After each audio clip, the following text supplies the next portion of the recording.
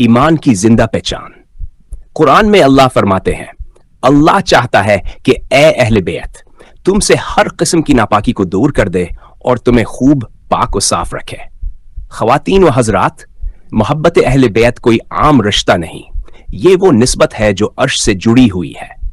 जिन हस्तियों के जिक्र से ईमान ताजा हो उनमें सबसे रोशन नाम है इमाम हुसैन रजी अल्लाह अन्हु। आज हम उस चिराग की बात कर रहे हैं जो करबला की तपती हुई रेत पर बुझा लेकिन सदियों से दिलों को रोशनी दे रहा है। रसूलुल्लाह सल्लल्लाहु अलैहि वसल्लम ने फरमाया, हुसैन मुझसे हैं और मैं हुसैन से हूं। ऐ अल्लाह, जो हुसैन से मोहब्बत करे तू भी इससे मोहब्बत फरमा। यह महज जुमला नहीं, ये ईमान की संद है। यही वो रिश्ता है जो दीन को जिंदगी बख्शता है। इमाम हुसैन ने हमें सिखाया कि हक के लिए जीना, बातिल के सामने डिट जाना और दीन की हिफाजत के लिए अपना सब कुछ कुर्बान कर देना, यही असल कामयाबी है।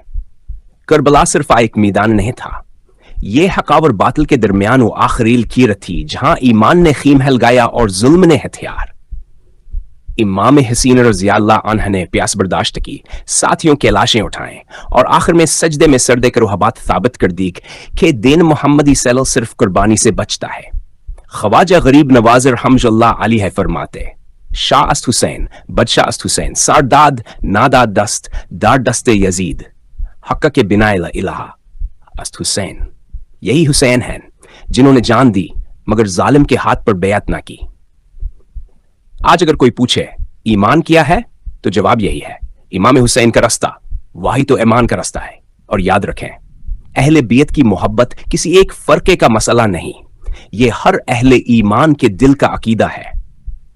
जो इमाम हुसैन से मोहब्बत करता है वो दरअसल अल्लाह और उसके रसूल से मोहब्बत करता है। अगर यह पैगाम आपके दिल में उतरा हो तो इसे रोककर मत रखें, फैलाएं, सुनाएं, सुने, ताकि आने वाली नस्लें जान सकें कि करबला सिर्फ तारीख नहीं, ये आज भी हमारे ज़मीर का चिराग है। Welcome to voice of Urdu.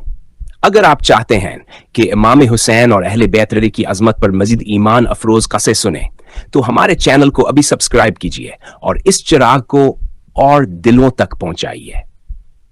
अस्सलाम अलैक या इमाम हुसैन, अस्सलाम अलैक या शहीद ए करबला।